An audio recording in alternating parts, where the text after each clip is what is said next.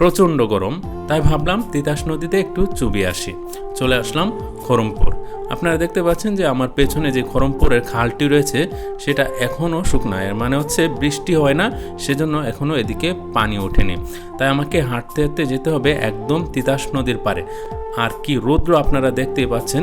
আমার পিছনে যে অংশটা দেখতে পাচ্ছেন, যে ক্ষেতগুলো এখনও দেখা যাচ্ছে, সেগুলো তো এই সিজনে পানিতে তলিয়ে থাকে, কিন্তু এবার পানির কোনো খবর নাই, কারণ বৃষ্টিপাত কম হয়েছে। আর বৃষ্টিপাত কম হওয়াতে ফসলের জন্য ভালো হয়েছে। আমি এইখানকার কৃষকদের সাথে কথা বলেছিলাম, তারা বলেছে এই যে জমিগুলো দেখতে পাচ্ছেন, এই জমিগুলোর ধান নিতে এই সিজনে আমাদের অনেক কষ্ট হয়। অনেক সময় দেখা যায় পানির নিচে তলিয়ে যাওয়ার কারণে আমরা অনেক ধান নিতেও পারি না। তবে এবার আমরা অনেক আনন্দের সাথে ধানটা তুলতে পেরেছি। প্রিয় দর্শক, আমি এই রাস্তায় প্রথমবার হেঁটে এসেছি, কারণ হচ্ছে এখানে যতবার আমি এসেছি পানির সিজনে আসার কারণে হেঁটে আসা হয় নাই, নৌকায় করে এসেছি। তবে এবার পায়ে হেঁটে চলে আসলাম। আমার রাস্তাটা ফোরাচ্ছে না। কেন ফোরাচ্ছে না? কারণ অনেক রৌদ্র পড়ে যাচ্ছে, এরকম মনে হচ্ছে। আমার মনে হচ্ছে ওরাল মেরে যদি ওই গাছতলায় চলে যেতে পারতাম ভালো হতো। যাই হোক, প্রায় চলে আসছি। আজকে যেহেতু আসছি, তিতাস নদীতে গোসল করেই যাব ইনশাল্লাহ। হাঁটতে হাঁটতে প্রায় তিতাস নদীর পাড়ে চলে এসেছি। আপনারা সামনে যে এখন গাছটি দেখতে পাবেন, আমাদের এলাকার সবার কাছে এই গাছটি অনেক পরিচিত, কারণ বর্ষার সময় অনেকেই এসে এই গাছের নিচে গোসল করেছেন নৌকা নিয়ে। তবে আজকের ব্যাপারটা একটু ভিন্ন।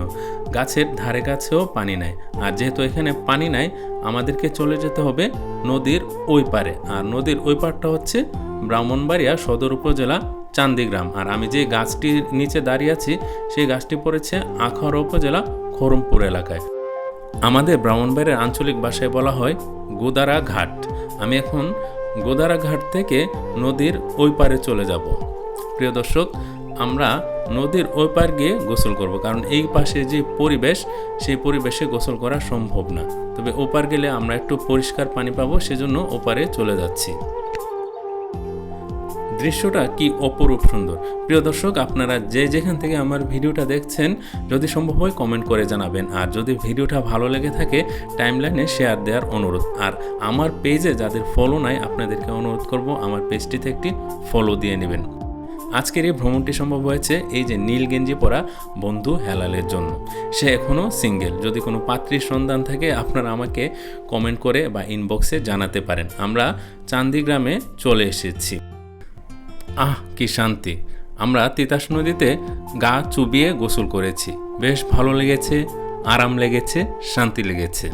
প্রিয় দর্শক, আমি আরিফ বিদায় নিচ্ছি। দেখা হবে অন্য কোনো একটি ব্লগে। ভালো থাকবেন, সুস্থ থাকবেন। আসসালামু আলাইকুম।